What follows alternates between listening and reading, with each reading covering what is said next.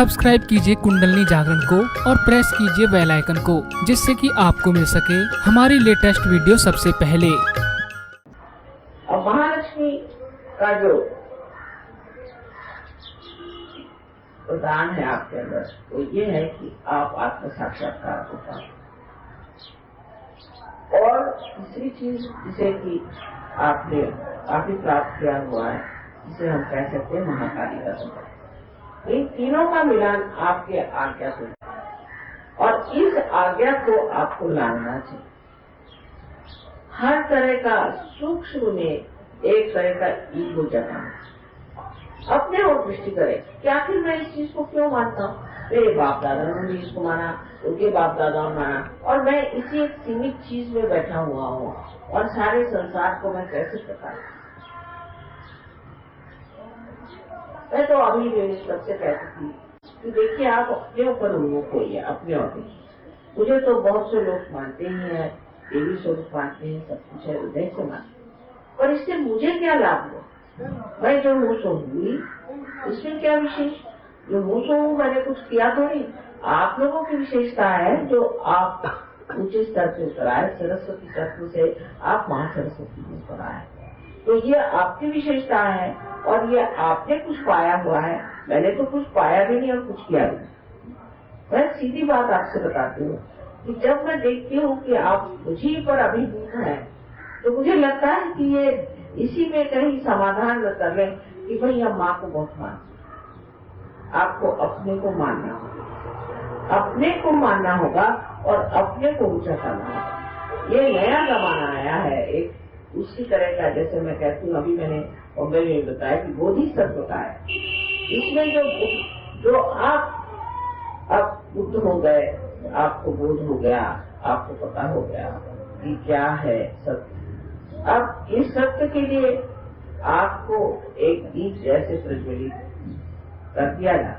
अब उस दीप को आपको हजारों दीपों को जलाना है, ये बोधिसत्व। अगर ये कार्य आप नहीं कर सकते हैं तो आपके लिए, हमारे लिए तो एक कार्य सारी मेहनत की, क्योंकि हम जो है सो हमको प्यार करने से क्या विशेष है। अच्छा लगता होगा, हम माँ को प्यार करते हैं, हमें भी अच्छा लगता है, ठीक है, किंतु मैं आपकी दिशा में नहीं करती। माँ को प्यार, मुझे आप लोगों को प्यार से इतना हो, मेरा एकदम जी भरा है, और कुछ बोलना चाहती तो बोल ही नहीं पाए। लेकिन इससे आगे जो स्थिति है वो ये है कि प्रसन्नता से भी आगे एक चीज होती है जिसे हम कहते हैं कि बिल्कुल निरानंद। और वो निरानंद तभी होगा आपके माँ को जब वो देखेगी कि मेरे बच्चों ने मुझसे भी ज्यादा काम, उससे भी ज्यादा उनको शक्ति मिल जाए। माँ तो यही चाहती कि बच्चे हमसे भी ज्यादा शक्तिशाली हो, पर ये ऐसे छोटी छोटी चीजों में जो अटके हुए हम लोग हैं, इसको छोड़ना। और ये मणिपुरी में ऐसा नहीं है, महाराष्ट्र में तो बहुत ज्यादा है, और भी लोगों में मैं देखती हूँ कि इसी प्रकार एक छोटी छोटी चीजों में हम लोग अटके हुए। इसको तो मैं कुसंस्कार ही कहती हूँ। अच्छे संस्कार होते ही शादी के, वो एकदम बीज खोल देते और फूल की तरह महकने लग जाता है। अब दूसरी बात जो है महासरस्वती की, यह है कि कार्यान्वित हो। महासरस्वती कार्य में आप कार्यान्वित हो। महाकाली तत्व में आप अब्सॉर्ब करते हैं, लेते हैं, उसको अपनाते हैं। लेकिन वहाँ सरस्वती में आप जो है कार्यान्वित। महाकाली में आप इच्छा करते हैं, उस पर सृजन भी कर सकते हैं। इच्छा करते हैं कि ये होना चाहिए, मैं ये चाहता हूँ, मैं वो चाहता हूँ, मुझे ये पसंद है, मुझे वो पसंद है। किंतु उसको कार्यान्वित करने का कार्य जो है वो महासरस्वती कार्य। आप कहेंगे माँ मैं चाहता हूँ कि सर्व चारे और फैल जाए, बहुत अच्छी बात, चाहत बहुत अच्छी आप। लेकिन इस मामले में आपने क्या किया? तो उस मामले में आपने कौन से कार्य किए?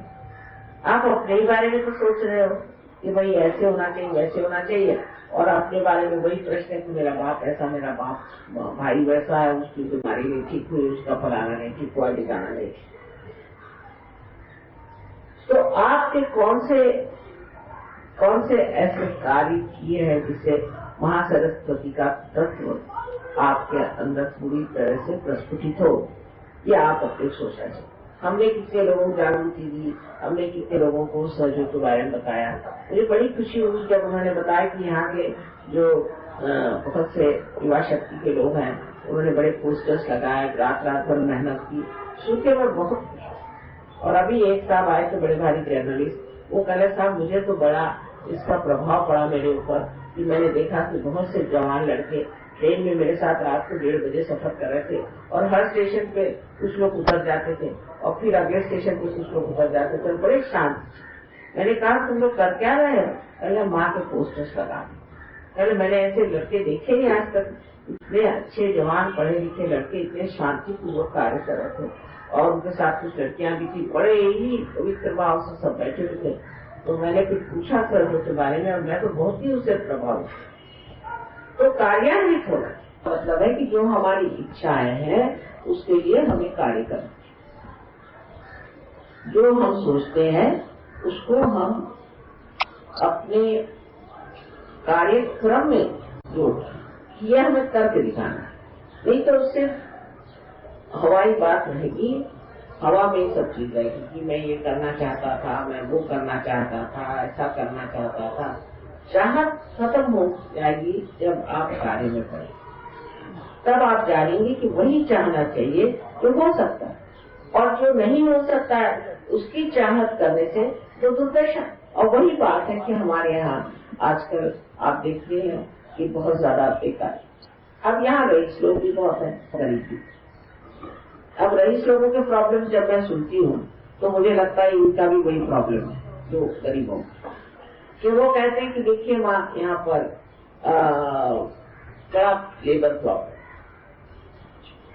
और इसीलिए हमारी फैक्ट्रियां बंद है। अब रईसों को ये सोचना चाहिए कि लेबर जो है तुम्हारा अंग प्रत्यंग है, लेबर के बगैर आप कर तो सकते नहीं। आप तो हाथ भी नहीं चलाना चाहते, कुर्सी पे बैठे रहते हैं, मोटर से जाएंगे कुर्सी पे बैठे। आपने लेबर के लिए किया, सिर्फ पैसे से नहीं होता।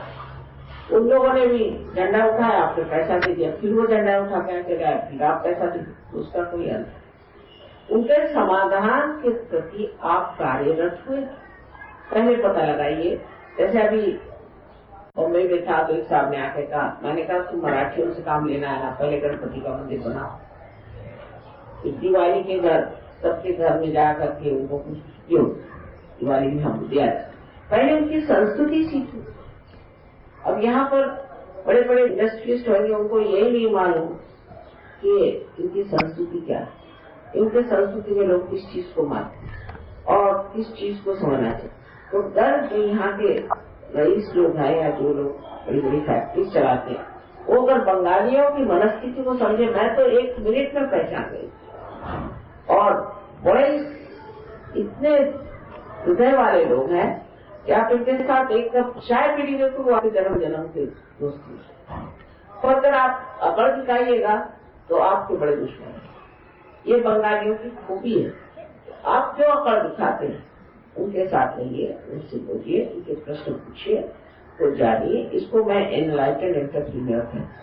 अब आप एनलाइटेंड हो गए, अब आप सहयोग में आ गए, अब आपको चाहिए कि इनके घरों में जाकर देखिए इनको क्या प्रश्न है, इनको क्या चाहिए। आप जरा सी मदद कर दीजिए, वो आपके लिए जिंदगी भर के लिए मिल होगा। क्योंकि मैंने अपने स्वयं अनुभव में देखा कि हमारे पति जो ऑर्गेनाइजेशन चला रहे थे उसमें बड़े पहले प्रश्न थे।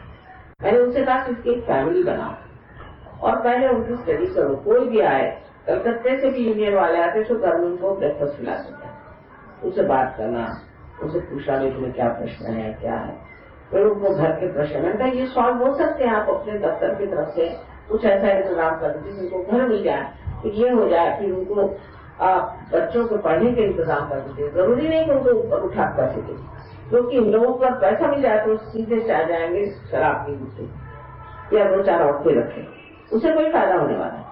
पर उनकी अगर आप वाकई गहराई से उनकी मदद करें और उनके हृदय को समझे और सोचे कि ये हमारा अंग प्रत्यंग है, आपकी तरफ उसमें कोई भोग होना चाहिए, उसमें कोई झूठ बात नहीं चाहिए, पर हृदय से आप भी सारा कार्य करें और उनको हृदय को जीत लीजिए। तो सारे आपके प्रश्न जो है छूट जाए।